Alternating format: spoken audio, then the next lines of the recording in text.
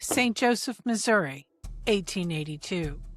A 34-year-old man was shot in the back of his head when he straightened out a picture in his house.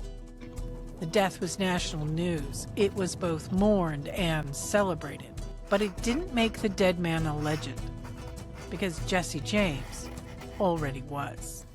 It's the history of murder, and I'm your host, Clare O'Donoghue.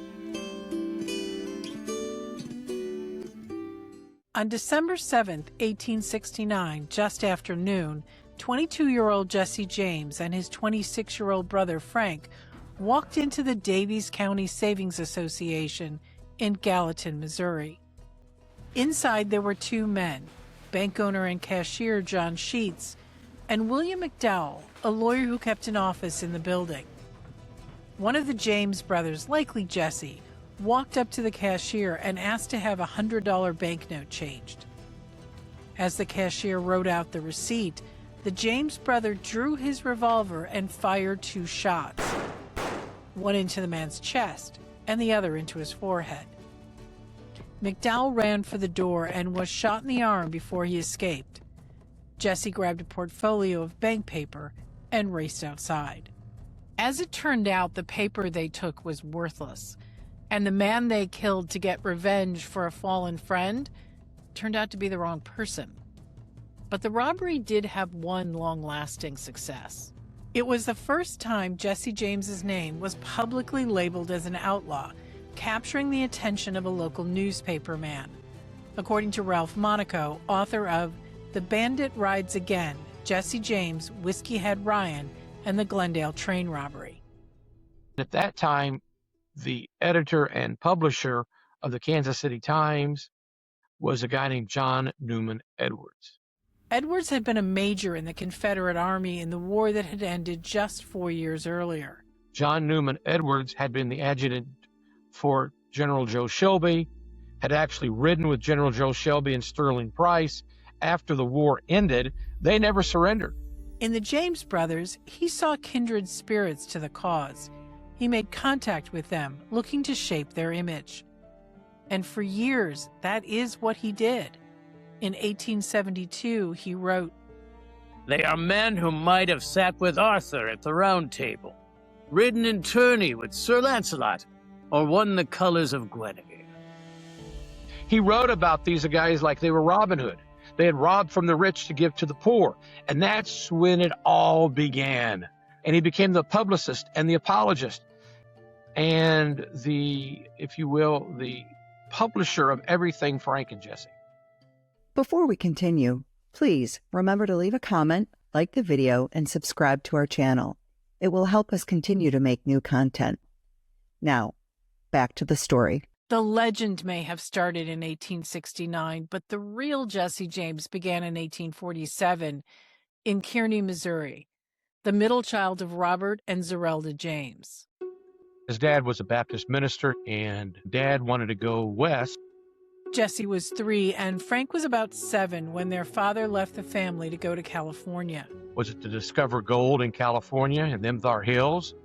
Did he go out there to save souls as a Baptist minister, or was it to get away from his wife, Zerelda?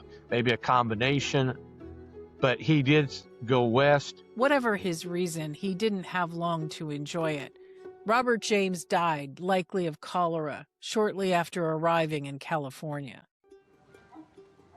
Mom is left with 2 little boys and a little girl, trying to raise them on their own in their home in what is now called Kearney, Missouri. 25-year-old Zerelda James was left with more than just the children. She was left with debt, lots of it. She didn't even inherit the farm. She had the right to live there, but the terms of Robert's will put the farm itself in a trust for the children. Most of the rest, including the enslaved people they owned, were auctioned off. Then she did the next logical thing for a struggling widow in 1850. She quickly remarries. Well, it's had about 3 years. She remarries Mr. Sims. It was a volatile relationship. Now, whose volatility was it? Was it hers? Was it his? Was it a combination? Again, you know, she's living there with her 3 young children, trying to farm, trying to raise a family. Sims was thrown from his horse and died just 2 years after the wedding. And within a year, she'd found another husband, Dr. Reuben Samuel, who gave up his medical practice because Zerelda told him he was wanted on the farm. It was her way or no way. She certainly ruled the roost, and Dr. Samuel fell in lockstep with those edicts that whenever Mom spoke, everyone listened. The couple had 3 more children, bought and sold enslaved people, and continued to farm the hemp crops in western Missouri. Frank, who loved to read, particularly Shakespeare, had wanted to become a teacher, but that wasn't an option. Frank had to grow up quickly because he was the head of the household as the oldest of 3 siblings, and then the oldest of 3 half-siblings. By 1861, the country was at war. Though Missourians had voted not to secede from the Union in the Civil War, many of its people and many of the government were firmly on the side of the Confederacy. In November of that year, the Confederate Congress admitted Missouri as a state, though again, it was still in the Union. There are 13 stars on the Confederate flag to reflect the 11 states that did secede, and 2, Missouri and Kentucky, that were claimed by both sides. Missouri formed their own military.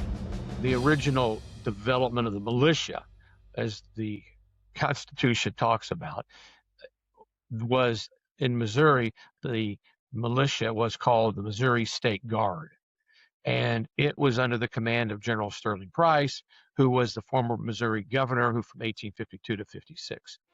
Somewhere between 23,000 and 28,000 Missourians signed up for the pro-Confederate National Guard in 1861. Among them, Frank James. He was not in the quote-unquote Confederate Army. In fact, what little bit we really know, documented evidence, was that Frank served with Price at the Battle of Wilson's Creek in August of 1861, which was a successful adventure by the combined forces of the Confederate Army and the Missouri State Guard. At some point, Frank became ill and left the Guard. Some people said he had mumps. Whatever it was, he was paroled, and he signed a loyalty oath that said he would not take up arms against the United States. Went back to Kearney, Missouri. But he didn't keep that oath for long. By 1863, he was part of a guerrilla group in Missouri, eventually joining with William Quantrill, a former Ohioan who was now firmly on the Confederate side. In August 1863, as many as 400 men, including Frank, Bloody Bill Anderson, and Cole Younger, raided the town of Lawrence, Kansas, killing up to 200 men and boys in just a few hours. One man who legend says was there, but was almost certainly not, was Jesse James. He was only 15 at the time of the raid. He would have been 16 the next month. I don't believe Jesse was there. I don't think Jesse went into the woods until probably 64, maybe even as late as 65. But even if at that point Jesse hadn't gone to war, war had come to him. On a particular day, Kansas Redlegs, Jayhawkers, whatever, came on to the homestead of the James family. The Union guerrilla group was looking for Frank, who they knew was working with a Confederate counterpart. They actually hung Dr. Reuben Samuels by his neck from a tree, trying to get him to disclose where his stepson Frank was. And there is, I don't think it's a legend, I think it's true. I think that blood flow was interrupted to his brain during the number of times they raised him up, lowered him, raised him up, lowered him by the neck. And then Jesse came running, and they apparently threw him to the ground and kind of beat on him a little bit. And they finally let Reuben down, and they left because they didn't know where Frank was. And I really believe that. I don't think they knew exactly, other than he was with Quantrill, and everybody kind of knew that. The incident was probably the climactic moment that did cause Jesse to find his brother in the woods and join up with the guerrillas and Quantrill. Eventually, Jesse joined up with Bloody Bill Anderson and others when, in September of 1864, they stopped a train outside Centralia, Missouri. They killed 22 unarmed Union soldiers, scalped them, and set the train on fire. The only military survivor, Sergeant Thomas Goodman, called the murders, quote, the most monstrous and inhuman atrocities ever perpetuated by beings wearing the form of man. When that attack occurred, Union troops went after the guerrillas, had absolutely no way how to fight the guerrillas, and they attacked them on horseback. The guerrillas lined up, and as the Union troops came through the lines, they were mowed down. So there's two parts to it. The bloody massacre of the troops that had gotten off the train, coupled with the massacre of the soldiers that tried to retaliate, and it was a complete victory for Bloody Bill Anderson. Anderson was killed in October by Union troops under the command of Samuel Cox. Now, when Bloody Bill, a month or so later, was finally killed in Ray County, his head was actually removed and was mounted on a pike just to show what they had gotten. The Union troops had gotten their revenge. Just over 6 months after Centralia, the war was over. But Frank and Jesse and many of the other guerrillas on both sides were not done fighting. And fighting was one of the few things they could still do. Senator Drake, a Missouri state senator from St. Louis, had actually sponsored a constitution which had this ironclad rule that required anyone to take an oath and also a pledge that they never gave aid, succor, or support to Confederates, fought under the arm of the Confederate Army, or any guerrilla activity whatsoever. If they did, they were disenfranchised, couldn't vote. They couldn't serve on a jury. They couldn't serve on a board of directors of any corporation. Couldn't serve as ministers. They couldn't be lawyers. I mean, there are numerous occupations that they were prohibited from serving, even if they signed an oath. If they had given any type of support and fought in the Confederate Army. So that's how Frank and Jesse were completely disenfranchised, completely set aside from all other people. It's much akin to like a convicted felon today. Even once they have served their criminal parole when they've been released from prison, they still have lost significant constitutional rights. So that analogy would be a fit for Jess and Frank. Nevertheless, Jesse James was convinced by a former guerrilla captain, David Poole, to take a loyalty oath. As Jesse was surrendering, one of the Union troops, probably a Kansan, shot Jesse. Jesse was shot in the lung. The only reason why he survived is he crawled to a creek bed and the blood coagulated. Jesse, how he did not die is in and of itself a remarkable feat. Family members helped Jesse heal, first in Nebraska where they were staying, and later in Missouri when Jesse was convinced he would die and wanted to go home. One family member in particular devoted herself to his recovery. It was there that his first cousin, Zerelda Mims, took care of her first cousin, Jesse James. They ultimately formed a union, and believe it or not, back in that 19th century, middle 19th century, first cousins marrying was not against the law, and it was not as uncommon as one would think. Zerelda, named after Jesse's mother, was called Z.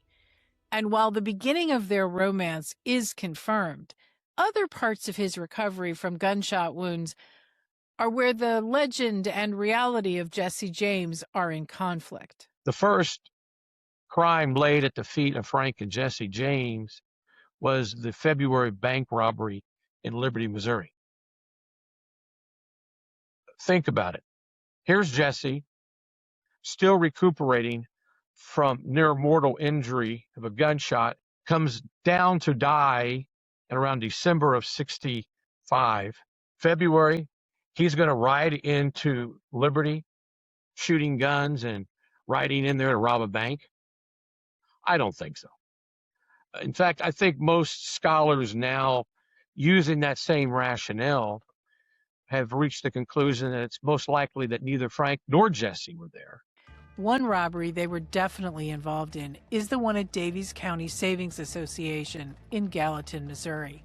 Jesse, who had spent a portion of the war following Bloody Bill Anderson, had sought that bank because Samuel Cox, one of the bank's owners, was the man he held responsible for Anderson's death. Samuel Cox was actually the Union commander who was defending the area north of the Missouri River, between the north side of the Missouri River from basically Lafayette County, Lexington, to the Platte County on the western border of Missouri, north of the river.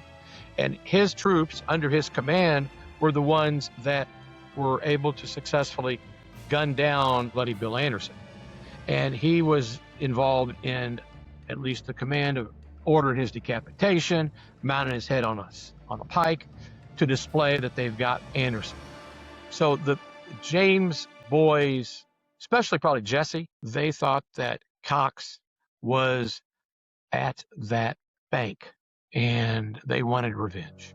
Cox had been visiting family in California when the shooting happened. The shooting of John Sheets was a mistake. He was a prominent and well-liked man in the community. His death caused outrage the James brothers hadn't counted on. Another mistake happened in the escape. Jesse was thrown from his horse and stole another. His runaway horse was traced back to him. A $3,000 reward, $60,000 today, was issued for the capture of Frank and Jesse James. But instead of shrinking from their errors, 6 months after the robbery, Jesse wrote a letter to the governor, which was published in the Kansas City Times, saying he was innocent, but could not turn himself in. I well know that were I to submit to an arrest, I'd be mobbed and hanged without a trial. As soon as I can get a just trial, I'll surrender myself to the authorities of Missouri and prove to the world I'm innocent of the crime charged against me. The letter to the editor was likely suggested by his new friend, John Newman Edwards, who saw the murder of John Sheets in a different light than the people of Gallatin. He saw the revenge for Bill Anderson's death and celebrated it. There is one Southerner willing to appeal again to the sword. As Edward got to know the brothers, he focused on one in particular, Jesse, as the leader of the gang. You know, there's always been, and this is just me as a student of the James boys and the James family, they always use Jesse James' name. I mean, it's a poetic name. Think about it, Jesse James. It flows. But Frank was 4 years older than his brother, 4.5 years older than his brother. And if you look at the time period, even today, how many older brothers are the followers, or is it the reverse? The little boys are followers of their big brothers. But Edwards may have given a reason why he focused on the younger James brother as the man to carry on his Confederate dream. There is always a smile on his lips and a graceful word or compliment for all with whom he comes in contact. Jesse laughs at everything. Frank at nothing at all. Jesse is light-hearted, reckless, devil-may-care. Frank, sober, sedate, a dangerous man, always in ambush in the midst of society. Jesse knows there is a price on his head and discusses the whys and wherefores of it. Frank knows it too, but it chafes at him sorely. Edwards began writing about the brothers and their growing gang, including Cole Younger and his brothers.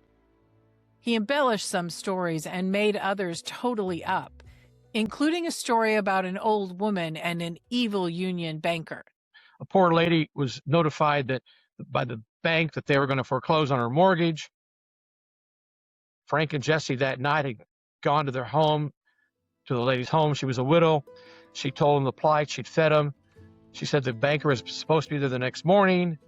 So Frank and Jesse waited in the woods. The banker goes to the house, wasn't paid, was going to go back and foreclose on the property, took the lady's deed, and Frank and Jesse were in the woods and collared the banker and got the lady's deed back, and she was able to live happily ever after, and the banker did not. So that's one of the examples of the story that grew. I mean, there's Frank and Jesse, these knight errants who rescued this poor damsel in distress from the evil mortgage guy who was a Union man. And that's just one of many wives' tales or legends that grew up around those boys. In September of 1872, the gang robbed the Kansas City Exposition Fairgrounds of $978, over $26,000 now. John Newman Edwards called on the public to, quote, revere the men who he wrote about on the front page of the Kansas City Times. It was one of those rare instances of amazement, admiration, and horror. One detail that was more horror than admiration was that as the robbers fled, shots were fired, and a young girl was shot in the leg. Jesse addressed that in a letter to the paper. It is true that I shot a little girl, though it was not intentional, and I am very sorry that the child was shot. And if the parents will give me their address to the columns of the Kansas City Weekly Times, I'll send them money to pay for her doctor's bill. There's no evidence that he paid her family. There's no evidence that the Robin Hood version of them was even sometimes true. Nevertheless, Edwards wrote a special editorial called The Chivalry of Crime, making a clear distinction between being a thief and what he saw as Jesse James's mission. There are things done for money and for revenge, of which the daring of the act is the picture, and the crime is the frame it may be set in. A feat of stupendous nerve and fearlessness that makes one's hair rise to think of it, with the condiment of crime to season it, becomes chivalric, poetic, superb. Jesse ate it up. I mean, there are countless accounts where Jesse would leave a note after a robbery and would send it by wire and have the telegraph wire send it out to the press, Jesse James, or signed by you-know-who, or whatever else they wanted to describe it. And John Newman Edwards would pick this up and think, what a great robbery. What a great, how these boys were able to pull this one off. What a great train robbery. He would just glow about everything they did, and that helped further their cause. Jesse, with the possible help of Edwards, began writing editorials endorsing political candidates, including one for newspaper editor Horace Greeley for president. Greeley had promised a soft approach to former Confederates, such as an end to carpetbaggers, Northerners who'd moved south to profit off post-war chaos. In his endorsement, Jesse explained that his methods of robbing and killing were justified. We never kill, only in self-defense, but if a man is fool enough to refuse to open a vault when he's covered with a pistol, he ought to die. If someone gives alarm or resists, he gets killed. When Jesse and Z married in 1874, Jesse apparently robbed a stagecoach on their honeymoon, which only delighted his growing fan base. Even as Jesse sought to increase his influence outside the world of crime, the group expanded from bank to train robberies. In 1873, the gang derailed a train in Adair, Iowa, which netted them about $2,300, about $63,000 now. But the engineer was killed in the crash. John Newman Edwards and others focused on the fact that the train robbery was the first west of the Mississippi. Others followed. People were robbed at gunpoint on a train. Hold up your arms and surrender and pull over your purse. And, then there was tales that would grow out if he saw that you had rough hands, you must be a farmer, so they wouldn't rob you. Who knows? But Jesse would say that. He would say that. The James Younger gang were getting the attention of train company owners, who in turn hired the Pinkerton Detective Agency to track them down. That led to a shootout in March of 1874. One of the Pinkerton agents killed, and Cole Younger's younger brother, John, was mortally wounded by a Pinkerton agent. But that loss pales in comparison to what happened on January 25th, 1875. Pinkerton agents go onto the homestead. They're looking for Frank and Jesse. Where are they? In the middle of the night, and like midnight, while the family is asleep. The former slaves were now servants who continued to live on the James farm, heard some noise, looked out their own cabin, saw some men trying to start a fire to burn down the home of Dr. Samuels, Zerilda, his wife, Frank and Jesse's ma. The three siblings, half-siblings of Frank and Jesse, were in the house. But they're going to burn down this homestead to get Frank and Jesse to come out. Well, that didn't succeed. The house did not catch on fire. Finally, Dr. Samuels was awakened. All of a sudden, almost like a canister of turpentine was thrown into the house, and it was going to detonate. Dr. Samuels picks it up with a shovel, throws it into the fireplace, and it explodes. Jesse and Frank's half-brother Archie, 9 years old, mortally wounded. Their ma, it shatters her right wrist. Dr. Samuel that night has to amputate his own wife's right arm below the elbow. This is an outrage. This is an outrage. I don't care how bad you are. You don't attack a home at night and kill people. After the raid, John Newman Edwards tried to harness the growing public sympathy to get amnesty for the James brothers. It didn't work. Jesse and Frank instead left Missouri, first for Nashville, then for Northfield, Minnesota, where many people say the events there were the last act of the James Younger gang. They thought that General Butler, Benjamin Butler, who was the beast of the New Orleans, Union officer who would have been, if you will, a radical Republican in the eyes of Missourians like Frank and Jesse, they were under the mistaken belief that Butler was the president of the Northfield Bank in Northfield, Minnesota, and ergo now they have a reason to believe that they could go up there and seek revenge. At the same time, these are just local farmers. They're not going to have any sense about them. Regardless, they go to Northfield, and it is an absolute disaster for the James Younger gang. This is their Waterloo. About 2 p.m. on September 7, 1876, Frank and Jesse, the Younger brothers, and several others attempted to rob the bank. But the bank teller, Joseph Lee Haywood, would not open the safe. Bank deposits were not insured. If the bank was robbed, then in essence, the entire town would be robbed. So Haywood just kept saying that the vault had been equipped with a timer, new technology in 1876, and he could not open it. Haywood knew the safe was unlocked, and all the James Younger gang had to do was open the door. But they didn't try that. Instead, they kept insisting that Haywood open it. I believe that it was Frank James who shot and killed the bank teller in cold blood. The bank teller said, "I can't open it. It's on a timer. I don't know how to open it. It's not the time for you to open the vault."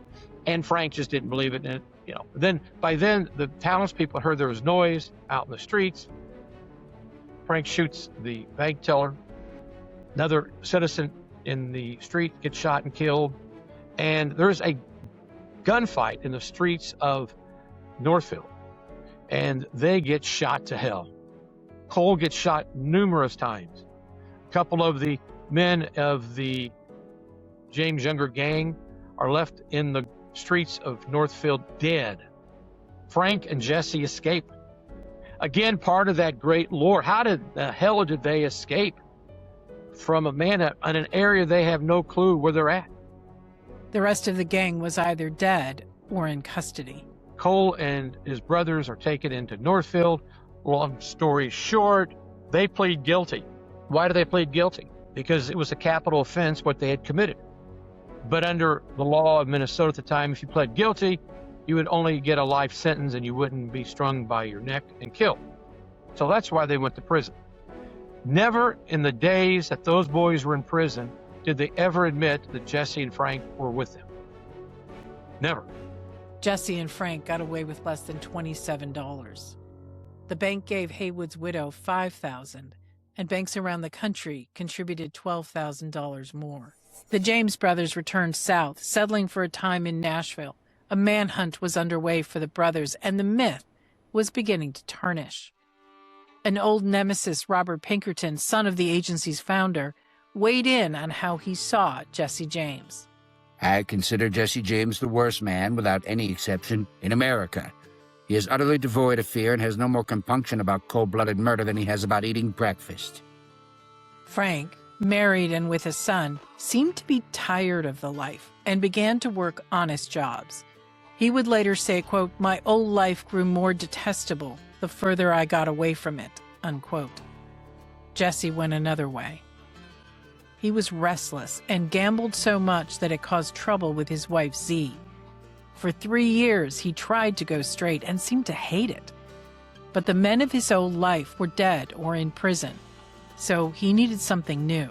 Jesse starts hiding out and hanging out with some really bad guys from Missouri. These are young men that grew up on the legend of the cause of the Confederacy. They grew up on the legend and the myth of Frank and Jesse and the Younger brothers. By 1881, those men included 24-year-old Charlie Ford and his brother, 20-year-old Robert, along with Dick Little and Whiskey Bill Ryan. They had soaked up the words of John Newman Edwards, who had stopped writing about Jesse the year before. Edwards had built the Jesse James myth at the end of the Civil War as a symbol of the independent character of former Confederate Missourians at a time when they were struggling to find political power. But by 1880, most Confederate elected officials had returned to both state and federal offices, and the others to their pre-war professions. The need for a Southern anti-hero had waned, and many people, whatever their political beliefs, wanted train travel and banking to be safe. But Jesse James did not want to give up his old life. Along with his cousin Wood Height, who had also fought with Bloody Bill Anderson, Jesse returned to what he knew. Eventually, Jesse and Bill Ryan, Dick Liddell, commit some additional robberies and crimes in Tennessee that completely cause consternation between the brothers. Frank did not completely trust the new men spending time with his younger brother, but he was not interested in going back. Despite occasionally joining Jesse, he said returning to his old life gave him, quote, a sense of despair, unquote. There were a number of robberies, including a train robbery in Winston, Missouri that had left 2 men dead, both railroad employees. Missouri's reputation was scorned, not just nationally, but frankly, internationally. One of the congressmen had said, or a columnist for the New York Times had said, what we should do is carve out Missouri and have trains go north of Missouri through Iowa or south through Arkansas and completely avoid Missouri. It's the highway robber state. It's the criminal state where you are allowed to commit train robberies and highway robberies, and it's not safe. So we had become known as the outlaw state. That was the reputation Missouri had, and it was hurting business. It was hurting train business. It was hurting bank business. It was hurting business across the board. And so this whole economic impact was being pronounced across the country. And by then, Governor Thomas Crittenden was governor of Missouri, and he had had enough. A proclamation was issued by Crittenden. For the arrest and conviction of Frank and Jesse James, there would be a $5,000 reward for each man. It made Jesse suspicious of those around him. He moved Z and his children several times and was restless and on the move himself. But perhaps he had reason to be paranoid. Support for the outlaws had faded, with newspaper articles saying about them that, quote, it's gratifying to know they are fast disappearing, unquote. Charlie Ford would later say that during this time, Jesse watched everybody, even his own brother. But Jesse had not anticipated what happened next. On December 4th, 1881, Dick Little and Wood Height got into a disagreement at the home of Charlie and Robert's sister, Martha Bolton. They had argued earlier about Little stealing money from Height, but there were also rumors that both men were interested in the young widow, Martha, whose home had become a haven for the gang. Whatever the reason, they apparently opened fire on each other in the dining room. Little was shot in the thigh, but Wood Height was killed, either by Little or by Robert Ford, who had walked in the room during the gunfight and opened fire. They had killed Jesse James's cousin. They buried Wood Height in an unmarked grave, but they could not pretend that everything would go back to normal. Everything had changed, and now Dick Little and Robert Ford had a choice to make: face Jesse or turn themselves into the police. So maybe if they turned state's evidence, joined in this conspiracy to get Jesse and Frank, the government would go light on them. But my belief, and I can't really think anybody would really question it, was not because they didn't like Jesse. It wasn't it. Were they scared of Jesse? Absolutely. There is no doubt everybody was scared of Jesse. Dick Little turned himself in January of 1882, confessing to the crimes he was involved in with the James gang. Jesse's gang was now down to 3, himself, Charlie, and Robert Ford.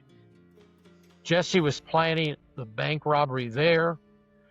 He was also planning or thinking of moving to Kansas, moving to rural Nebraska, robbing a bank, but he had allowed the Ford brothers to become part of these plans that he was making.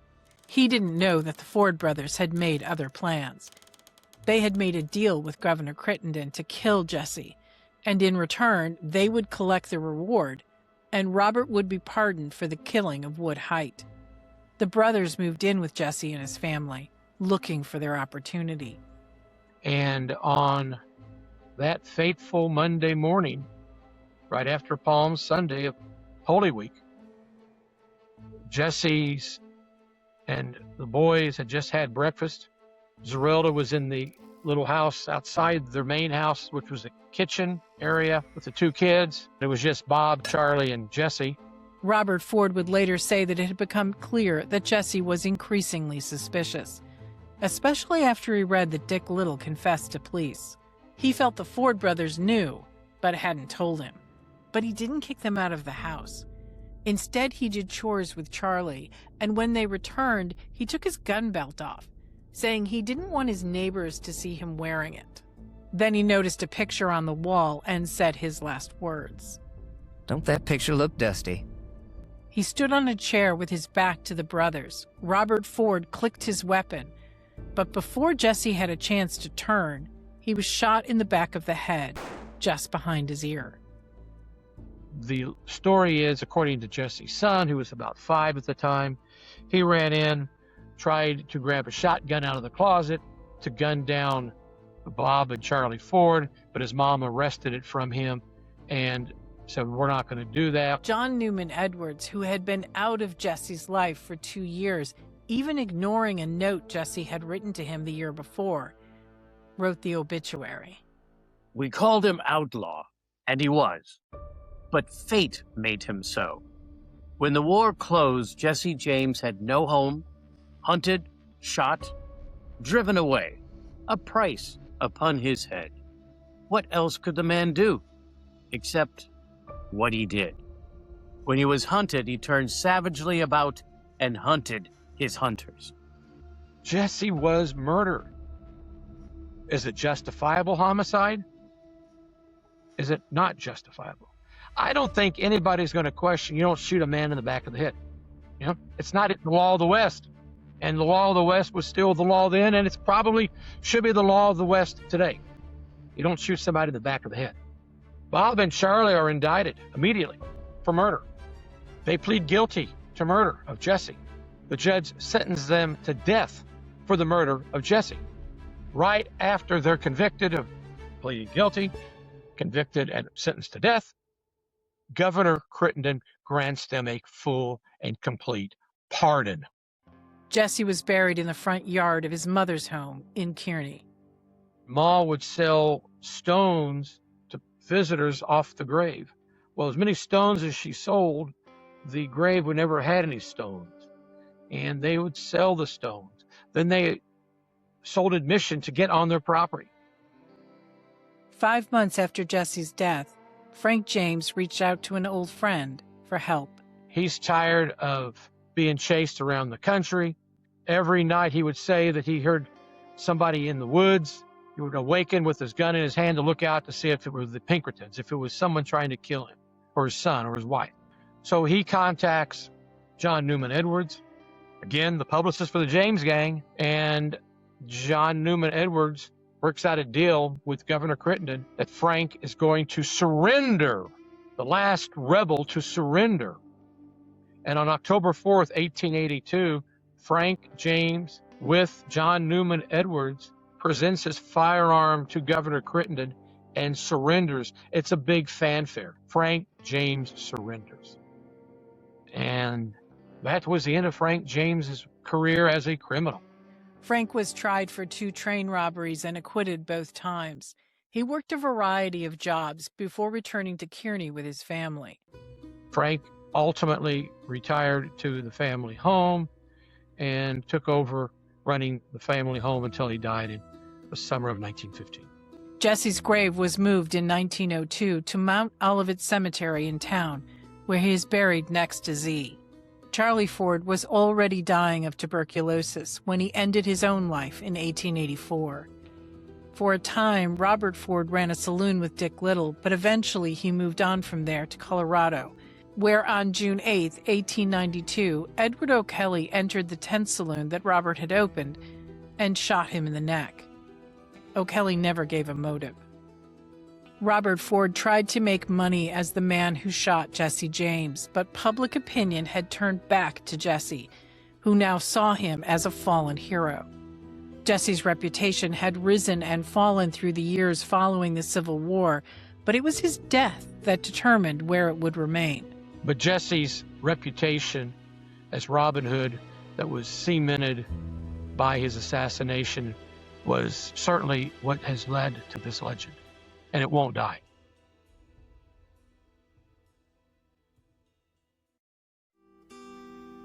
What do you think about this case? Please comment below. And if you liked this story, please subscribe to the channel, hit the like and notification buttons, and let us know if there are cases you'd like us to cover.